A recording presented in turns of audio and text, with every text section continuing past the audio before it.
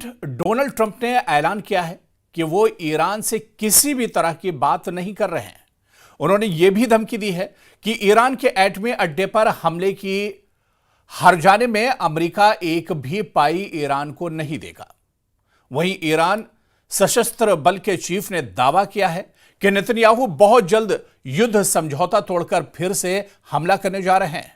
उधर ईरान ने Trump Netanyahu पर फतवा मिसाइल से हमले शुरू कर दिए हैं। देखिए रिपोर्ट।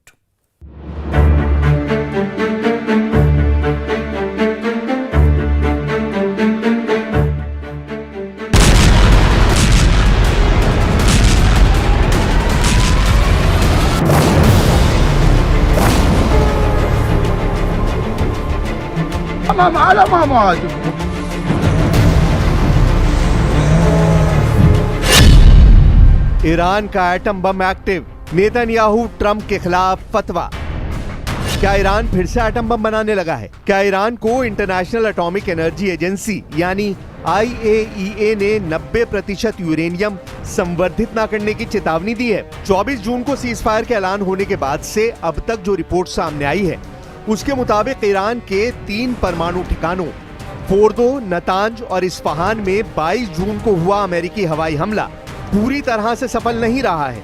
दावा किया जा रहा है कि ईरान ने बड़ी तेजी से फोर्दो एटमी अड्डे पर दोबारा काम शुरू करने के लिए मरम्मत का काम युद्ध की रफ्तार से शुरू कर दिया है।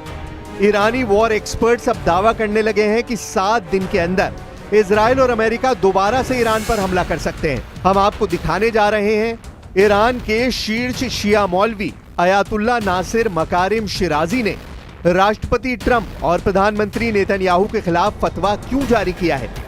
शुरुआत करते हैं उस खबर से जिसमें दावा किया गया है कि ईरान पर अगले 7 दिन के अंदर बड़ा हमला हो सकता है।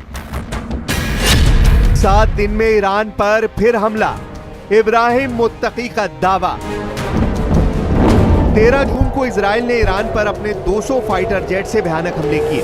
13 और 14 जून को इजरायली सेना ने ईरान के 5 शहरों पर एक साथ हमले किए, जिसमें सबसे बड़े और घातक हमले तेहरान पर किए गए हैं। इजराइल के इन हमलों में ईरान के 60 कमांडर और वैज्ञानिकों को एक झटके में मार दिया गया है। लेकिन 17 जून से लेकर 23 जून तक ईरान ने इजराइल पर ऐसा भीषण मिसाइल और ड्रोन हमला किया जिसने इजराइल की बुनियाद हिला दी। इजराइल की राजधानी तेल अवीव, बंदरगाह शहर हाइफा और बीरशेबा जैसे शहरों में ईरान की बैलिस्टिक मिसाइलों ने भयानक तबाही मचाई है। खुद इजरायली मीडिया ने खबर छापी है कि इजरायली सरकार के मुताबिक ईरान के हमलों में इजराइल में 30,000 इमारतों को नुकसान पहुंचा है। ये वाकई में इजराइल पर ईरान का घातक हमला साबित हुआ है। लेकिन 24 जून को सीज फायर के बाद जिस तरह से ईरान पर फिर हमले की तैयारी हो रही है उसको लेकर बड़े खुलासे हुए हैं। तेहरान विश्वविद्यालय में राजनीति विज्ञान डिपार्टमेंट के HOD इब्राहिम मुत्तकी ने एक टीवी कार्यक्रम में बड़ा दावा किया है। ईरान इंटरनेशनल की रिपोर्ट के मुताबिक तेहरान विश्वविद्यालय के राजनीति विज्ञान डिपार्टमेंट के HOD इब्राहिम मुत्तकी ने एक टीवी कार्यक्रम पर बोलते हुए इस बात का दावा किया है। मुत्तकी का कहना है कि हमारे पास जो सबूत उपलब्ध है उसके मुताबिक इजराइल अमेरिका मदद के लिए 1 सप्ताह के अंदर ही ईरान पर बहुत ही भयानक और विनाशकारी हमला करने जा रहा है। मुत्तकी ने दावा किया है कि ईरान के साथ 12 दिनों तक चले युद्ध के बाद युद्ध विराम किया जाना एक चाल है। इस युद्ध विराम का इस्तेमाल करके अमेरिका और इजराइल एक बार फिर से अपनी सेना को तैयार करके हमला करना चाहते हैं। मुत्तकी ने ईरानी अधिकारियों से युद्ध विराम को बहुत गंभीरता से नहीं लेने का आह्वान करते हुए चेतावनी दी है कि इजरायली हमलों का लक्ष्य इस बार भी ईरानी अधिकारी ही होंगे। לבשר לכם שנפתחו, כפי שאתם בוודאי יודעים, נפתחו הרבה הזדמנויות עכשיו בעקבות הניצחון הזה, הרבה מאוד הזדמנויות. ट्रंप नेतन्याहू के खिलाफ ईरानी फतवा। इधर ईरान में 60 कमांडरों और वैज्ञानिकों के जनाजे में उमड़ी भीड़ ने दुनिया को दिखा दिया है ईरान पर इजराइल और अमेरिका के हमलों का वैसा असर नहीं हुआ है जिसका दावा किया जा रहा था। ईरान तो यहाँ तक दावा कर रहा है कि 12 दिन की जंग में उसने केवल 5% ही मिसाइलों का इस्तेमाल किया है। ईरान के मिसाइल बंकरों और गोदाम में अभी 95% मिसाइलें बची हुई हैं। यही वजह है कि ईरान दावा कर रहा है कि अगर अमेरिका और इजराइल के हमले दोबारा हुए तो उसका बहुत भयानक बदला लिया जाएगा। हम आपको ईरान के शीर्ष शिया मौलवी अयातुल्ला नासिर मकारिम शिराजी का वो फतवा दिखाते हैं जिसमें अयातुल्ला नासिर मकारिम शिराजी ने ट्रंप और नेतन्याहू के खिलाफ फतवा जारी किया है। ईरान के शीर्ष शिया धर्मगुरु ग्रैंड अयातुल्ला नासिर मकारिम शिराजी के फतवे ने दुनिया की राजनीति में हलचल मचा दी है। शिराजी ने अपने फरमान में अमेरिका के राष्ट्रपति डोनाल्ड ट्रंप और इजराइल के पीएम बेंयामिन नेतन्याहू को मुहर्रिब घोषित किया है। मुहर्रिब एक फारसी शब्द है और इस्लामिक कानून से जुड़े इस शब्द का मतलब है वो व्यक्ति जो ईश्वर और धर्म के खिलाफ युद्ध छेड़ता है। ईरानी कानून के मुताबिक मुहर्रिब को मौत की सजा, सूली पर चढ़ाना, अंगों का काटा जाना या निर्वासन जैसी कठोर सजा दी जा सकती है। इजरायली प्रधानमंत्री बेंयामिन नेतन्याहू के खिलाफ एक फतवा या धार्मिक फरमान जारी किया गया है और उन्हें अल्लाह का दुश्मन कहा गया है। ग्रैंड अयातुल्ला नासिर मकारिम शिराजी के फतवे में दुनिया भर के मुसलमानों से एकजुट होने और इस्लामी गणतंत्र नेतृत्व को धमकी देने वाले अमेरिका और इजरायली नेताओं को गिराने का आह्वान किया गया है। फतवे में यह भी कहा गया है कि जो कोई भी मुसलमान इन दुश्मनों का समर्थन करता है वो हराम कार्य कर रहा है। जो भी मुसलमान अपने धार्मिक कर्तव्य निभाते हुए इन दुश्मनों के खिलाफ संघर्ष करता है वो खुदा के रास्ते का योद्धा है। IAEA का दावा, ईरान एटम मिशन शुरू। इधर ईरान से भीषण हवाई हमलों के बाद अब पहली बार सामने आई सैटेलाइट इमेज बता रही है कि ईरान ने अपने अंडरग्राउंड परमाणु ठिकानों से मलबा हटाना शुरू कर दिया है। तस्वीरों में साफ दिखाई दे रहा है कि फोर्दो न्यूक्लियर फैसिलिटी के पास खुदाई का काम जारी है। बुलडोजर और खुदाई मशीनें जमीन को समतल कर रही हैं और शायद कोई नया रास्ता भी तैयार किया जा रहा है। अमेरिका ने 22 जून को ईरान पर ऑपरेशन मिडनाइट हैमर लॉन्च किया था। इसके जरिए ईरान की 3 न्यूक्लियर साइट्स पर हमले किए गए। इन हमलों के बाद जो धमाका हुआ उससे जो रोशनी निकली उसे देखकर ऐसा लगा जैसे सुबह हो गई है।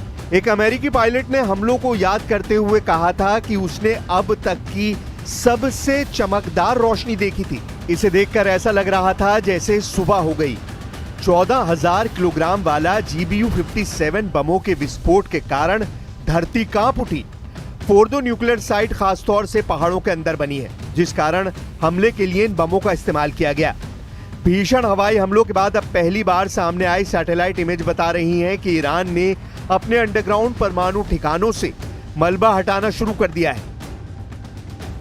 यही वजह है कि अमेरिका और इजराइल फिर से ईरान पर हमला करने की तैयारी कर रहे हैं। इधर इंटरनेशनल एटॉमिक एनर्जी एजेंसी के डायरेक्टर जनरल राफेल ग्रॉसी ने ईरान के न्यूक्लियर इंफ्रास्ट्रक्चर को लेकर बड़ा दावा किया है। रॉयटर्स की रिपोर्ट के मुताबिक इंटरनेशनल एटॉमिक एनर्जी एजेंसी यानी IAEA के डायरेक्टर जनरल राफेल ग्रॉसी ने CBS न्यूज से बात करते हुए 29 जून को कहा कि यूएस के द्वारा की गई एयर स्ट्राइक से ईरान के न्यूक्लियर इंफ्रास्ट्रक्चर को बड़ा नुकसान तो हुआ है लेकिन देश की ताकत को खत्म नहीं किया गया है। ग्रॉसी ने इंटरव्यू में ईरान पर बात करते हुए कहा, सच कहे तो कोई ये दावा नहीं कर सकता कि सब कुछ गायब हो गया है और वहां कुछ भी नहीं है। उनके पास जो क्षमताएं थी वो अभी भी हैं। आप जानते हैं कुछ ही महीने में वो कई सेंट्रीफ्यूज चलाकर एनरिच यूरेनियम का उत्पादन कर सकते हैं। न्यूक्लियर टेक्नोलॉजी के मामले में ईरान बहुत ही जटिल देश है, आप इसका खंडन नहीं कर सकते हैं। इससे जुड़े ईरान के मौजूदा नॉलेज और क्षमताओं को खत्म नहीं किया जा सकता है। इधर ईरान पर 22 जून से बड़ा हमला करने का कयास लगाया जा रहा है। ईरान के सुप्रीम लीडर खामनेई, विदेश मंत्री अब्बास अराक्ची और ईरान के बचे हुए टॉप जनरल पूरी दुनिया में चीख कर दावा कर रहे हैं कि हमने इजराइल और अमेरिका को जंग में हरा दिया है। तबाह ईरान के इन्हीं दावों से इजराइल और अमेरिका बुरी तरह से चिढ़ गए हैं। उन्हें लग रहा है कि ईरान हारने और भीषण तबाही झेलने के बाद भी इस तरह के बयान कैसे दे सकता है। यही वजह है कि अब 100 गुना बड़ा हमला ईरान पर दोबारा करने की तैयारियां की जा रही हैं। ट्रंप ने ईरान को धमकाते हुए कहा है कि मैंने खामनेई को भयानक मौत से बचाया है।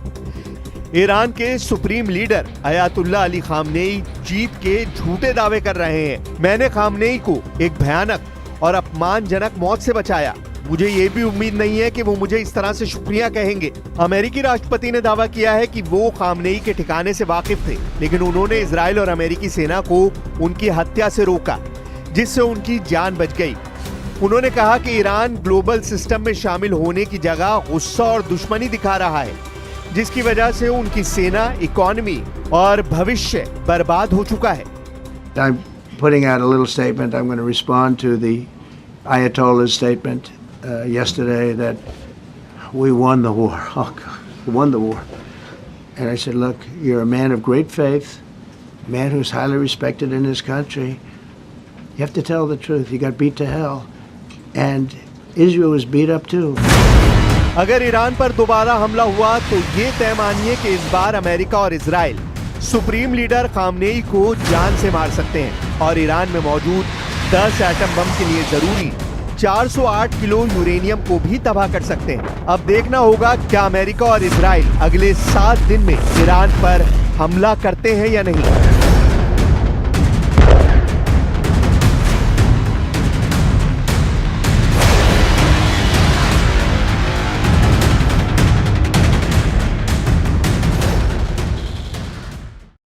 और यहां पर